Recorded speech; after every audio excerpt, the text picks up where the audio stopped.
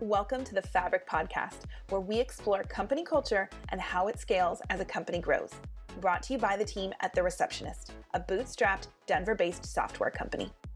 Each episode of Fabric will set out to uncover unique and uncommon answers to the question, how do companies of any size create a culture and core values that employees actually live out? On this episode of the podcast, we're back with Andy Alsop, our founder, president, and CEO. He's here to tackle the question, when are you no longer a startup? As you'll hear, there isn't an agreed upon definition for the word startup, so it can be hard to know or decide whether to consider yourself a startup or not. We discuss some of the pros and cons, shed some light on how the term startup fits us and how it doesn't, and we get some clarity on the idea of if we're still a startup. We also develop some new terminology to help classify where we're at. Enjoy the episode. Andy, welcome back to the show. How are you doing? Doing great. Thank you. And you? I'm good, thanks. Now, we're recording in early February 2021 at the start of the year. So how's it been going for The Receptionist? It's been going well. I think that, I don't know, I'm the eternal optimist, but I think that things are feeling a little more optimistic for 2021 than maybe they were in 2020. So it's been going well. Business is going well. Team's doing well. So I can't complain. Good. Well, we like that you're the eternal optimist. I mean, I think everyone needs at least one of those. So that's good that we have you. Now, a couple of episodes ago, we were on and we talked about the Vision Traction Organizer. And you made a comment that I caught about us being a startup. And then you kind of seemed to question that. So I thought it'd be good to have you come on and talk about it because it's so interesting. So we're going to get into this. But why do you think you questioned calling us a startup? That is so funny, and it's very astute of you to pick that up because it is something that I've wondered about a lot. And then when you suggested that we do this episode, I said, well, I better do some research to find out what is popularly out there. And there's some things that I found. One, I thought, which was funny, there's a 2015 article from business.com that I found that I thought was very good summation, very short, very interesting. But it was from 2015, which is when I bought the business. So I thought that was sort of apropos as well.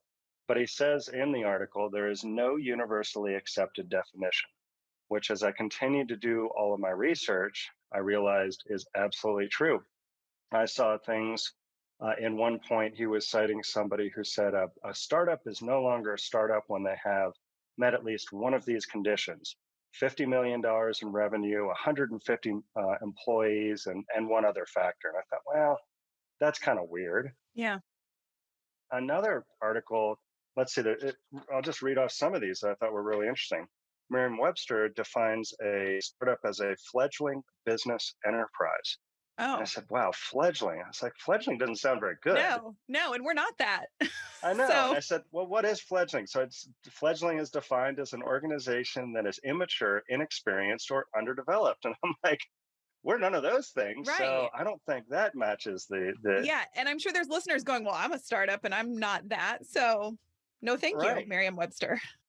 And it keeps going on. You know, growth is a company that must A, make something that lots of people want, and B, is ready to serve all of those people. And I thought, I don't know. I mean, we make something that a lot of people want, and we can serve all of those people. So it kind of just went on, and I probably got more confused. So you fell into a rabbit hole. It was definitely a rabbit hole. But I do have to say, one of the things that I did see was that some people say it is a state of mind. And, you know, one of the examples they use was in a startup, you work hard and fast, innovate, and change our ways of working and living. And I was like, okay, that sounds like something that's a little bit closer. And then some others, you know, say that a startup refers to a company in the first stages of operation. And I kind of remember those stages. And so something I actually came to the conclusion of is that when we first started the company, you know, there was only 3 or 4 employees, and then we grew as time went on, and we were maybe 6 or 7 employees. And at that stage, we had somebody working in sales, and we had somebody working in marketing, and we had our director of engineering, Delenn Berry. You know, we had Jessica Marshall, director of customer experience. So, you know, they were handling those 2 areas, but marketing and sales didn't really have a leader for either one of those two positions.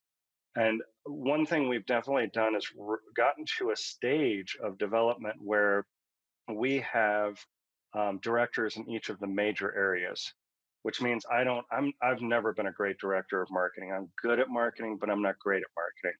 I'm good at making sales, but I'm not great at running a sales organization. And so I found that to be a very startup kind of thing because we didn't have all the people we needed to in the positions that we needed them in. And now our leadership team has been sort of developed, and we have somebody in each one of the major areas, and then they're growing their teams within the company. And I feel like that's a different stage. Now, does that mean we've actually graduated from being a startup? I'm not sure, because I think a startup is still an evolving organization. So I'm kind of almost doing real time, discussion with you to see if I can answer this question. And we may or may not come up with the answer by the end of this podcast. Yeah, we'll see. I mean, when you give part of that definition of being in the first stages, obviously we're not in the first stages, as you just said, but that frame of mind, that that state of mind, working hard, working fast, trying to innovate, I'd say we're still doing that. So we fit part of a definition or one definition and yet not another, which goes back to your point of there isn't really a clear definition for what a startup is or is not. Right, exactly. And I think that, I ran across an article for fortune.com that looked very interesting, but they wanted me to subscribe.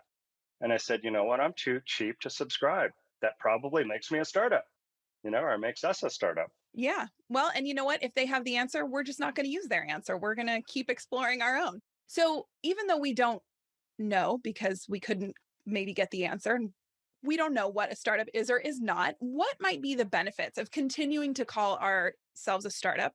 And might there be drawbacks to continuing to call ourselves a startup? That's a really excellent point. So, in fact, I'm all dressed up in my nice shirt today because we had to talk to a big customer this morning. And of course, we did it all over Zoom.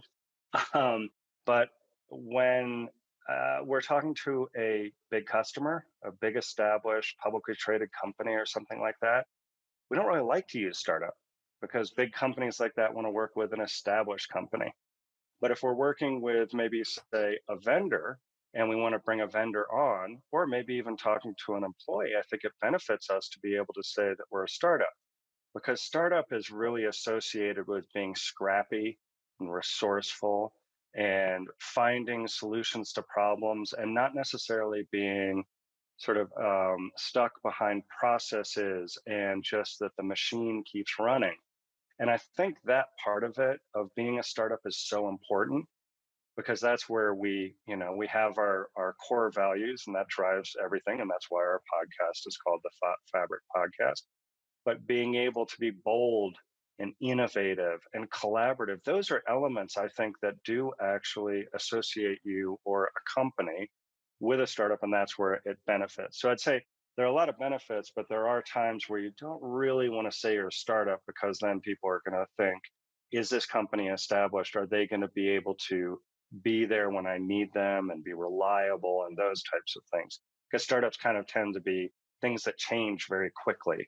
And if you're an established company, you're saying, I'm hiring you to do this, and I want you to continue to do that and not stop doing it so that my business can continue to operate.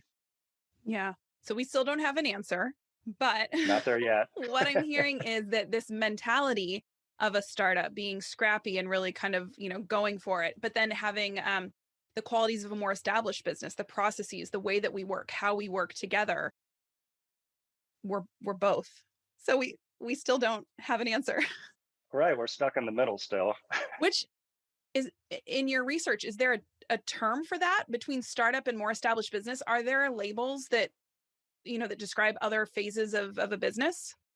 Well, that's funny because actually I think it was Forbes that their definition was it stops being a startup and graduates to an enterprise.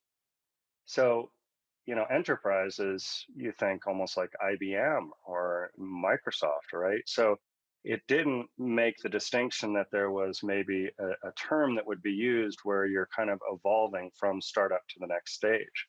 So I didn't really see anything, actually. That's a good point. Maybe there should be a term coined for something that is maybe not quite there at the enterprise, but still is also in between, not yet, not a startup any longer. Okay, maybe we'll land on something. We still got some more time on this episode. We'll see Right. what we come up with. But so I really think what I'm hearing is it's this mentality of calling yourself a startup that still has a lot of pros at this stage in the business for it. So we've already touched on this, but what do you think are the benefits mentally of considering yourself a startup? And then obviously that affects you and the company practically. Right. Okay. Well, I mean, there is a particular company. I don't know if I want to necessarily name it, but it's a massive company. And when you do business with a company, you can tell that everything is robotic. It's a company that's been around for a long time. It might happen to handle the internet that we're talking over right now. But when you call them or when you interact with them, you can tell it's this machine that is not innovating. They're just basically continuing to prod along. They do innovate in the fact that their internet improves over time and they actually do have an excellent internet product, but everything about the company doesn't feel like a company that is innovating. And I think that is where the benefit of that mentality comes from is wanting to innovate. And it's something actually we're talking about at a leadership level. We're big fans. Everybody knows we're big fans of traction, something we're really starting to begin to fold into the mix is the idea of Simon Sinek's infinite company. And that is causing us to look at what is our why and what is our just cause and things like that. And I think it's those types of things that we're starting to realize that just innovation and not wanting to stand still and having longevity and having flexibility and all the things that really the word startup brings to the table, we kind of want to continue to live that. So it kind of, as we're sitting here talking, maybe we never stop becoming a startup because we're not ready to ever say, we're just going to be the, General Motors or something where we just continue to make cars as we have been for the 125 years of our history or something like that. Right. Yeah, I can see why it could make sense to continue to call yourself a startup because of the positives that it brings. However, I could also see, not necessarily for our company, but for others, that there might be things that become a hindrance by referring to yourself as a startup. Do you see any issue with continuing to give yourself that label as you continue to grow? And maybe you're not an enterprise, you're in that some sort of in between area we don't have a label for?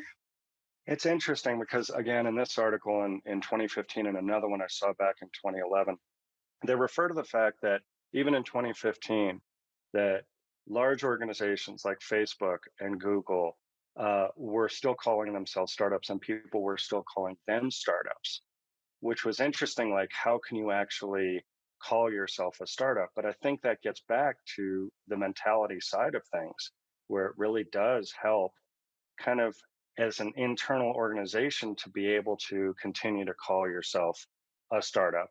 And so I think those are the benefits in terms of the hindrances. I really can't think of anything. I mean, if Facebook goes to some massive enterprise they're working with and says, we're a startup, nobody's going to say, oh, wow, let's not work with Facebook Right. because they're still a startup, right? Right.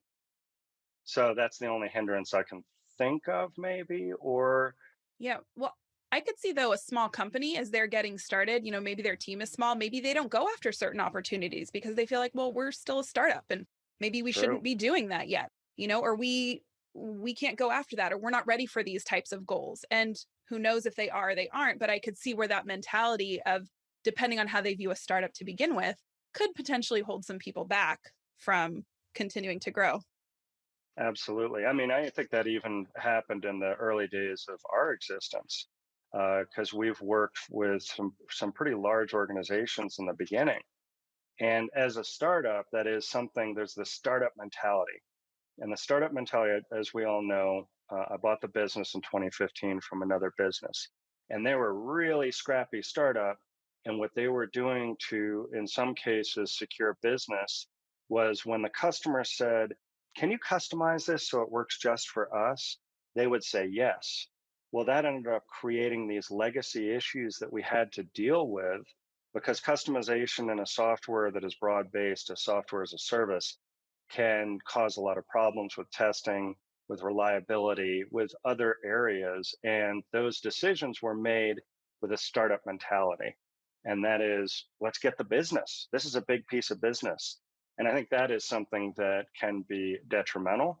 And also, I think, is something that as we've evolved and grown, is not part of our lexicon. We don't customize it. And actually, we've gotten to the point where we've added so many features and so much functionality to the software, almost never are asked by customers. And if we are asked, we just say, sorry, we don't do special customizations. And we've reached that point, which I don't know if it's beyond startup, but they've reached that point where our customers are like, okay, that's fine. We recognize you can't change the software just for us when you're serving thousands of other customers. Right. So again, I don't know if we have an answer, but I'm going to ask you, as you talked about this a little bit more, do you have any thoughts on what you would call us? Because I feel you're not ready to stop calling us a startup, but you also see that there are ways that we're not that early days startup that we were. So any insights on what you could call us, or even if you want to move away from calling us a startup? Well, it's funny because maybe that's it is. Maybe it is early stage startup and late stage startup, right? Maybe that's Yeah. how you actually define it. If we were to actually coin that phrase, I think that's the way we would want to do it. We're maybe a later stage. I mean, late stage makes it sound like I would think more if you're going to put Google and Facebook in the category of startup, they'd be the absolute latest stage of startup that was possible. Although I don't agree that they would even fall into the startup category. So maybe later stage startup is what I think. We've become more mature.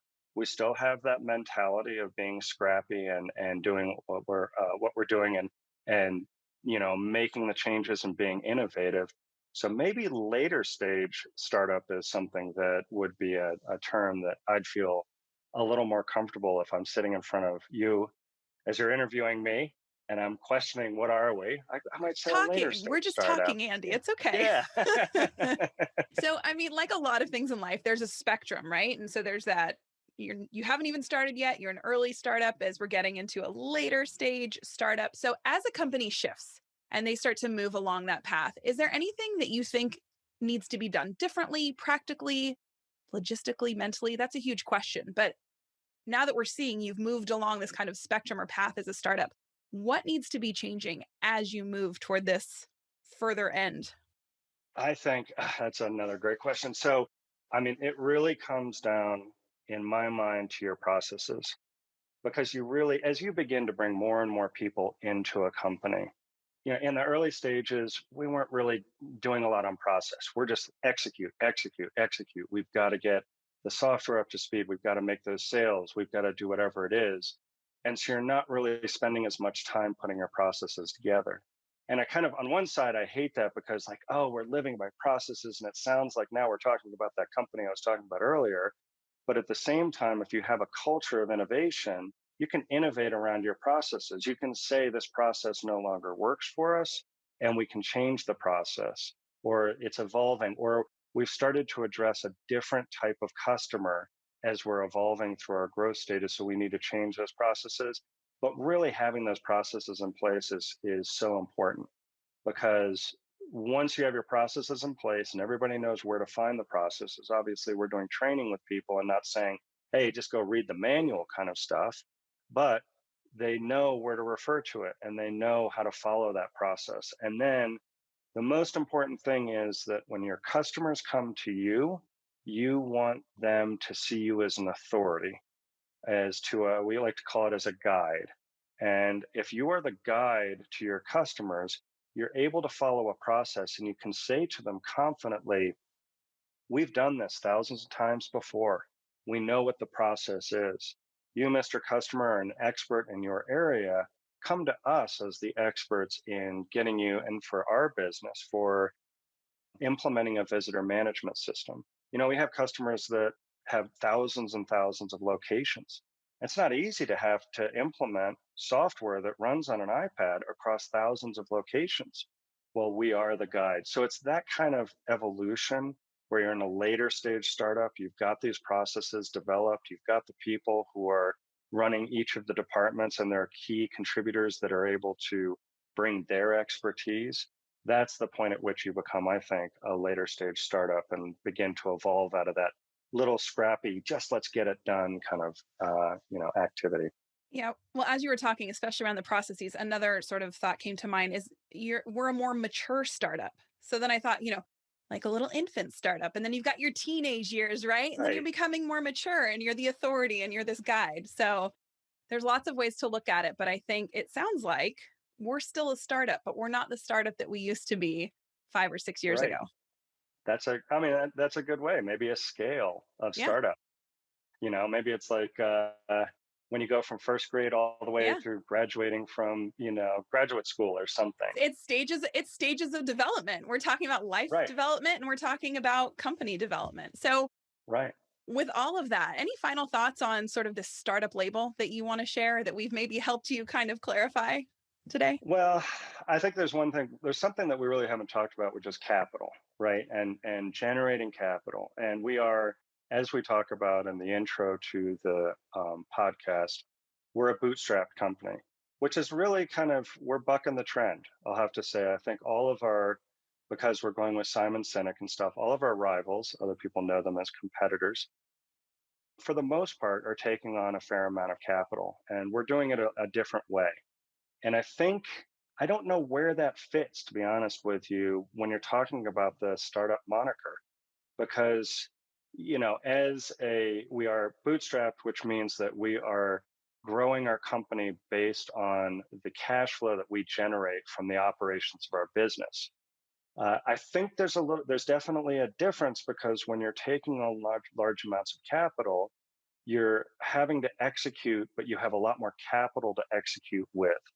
And so you're able to sort of make mistakes faster because you can hire tons of people and just determine which ones are working out and which ones aren't. So I think for us, that also might categorize us. We're a bootstrap startup as opposed to one that is heavily supported by capital.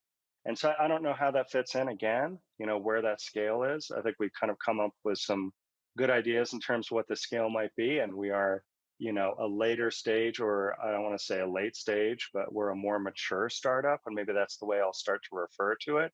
And we're a more mature bootstrap startup Yeah. because that bootstrapped adjective or definer really changes what people think Right. about us as a startup, and it categorizes us a little bit differently.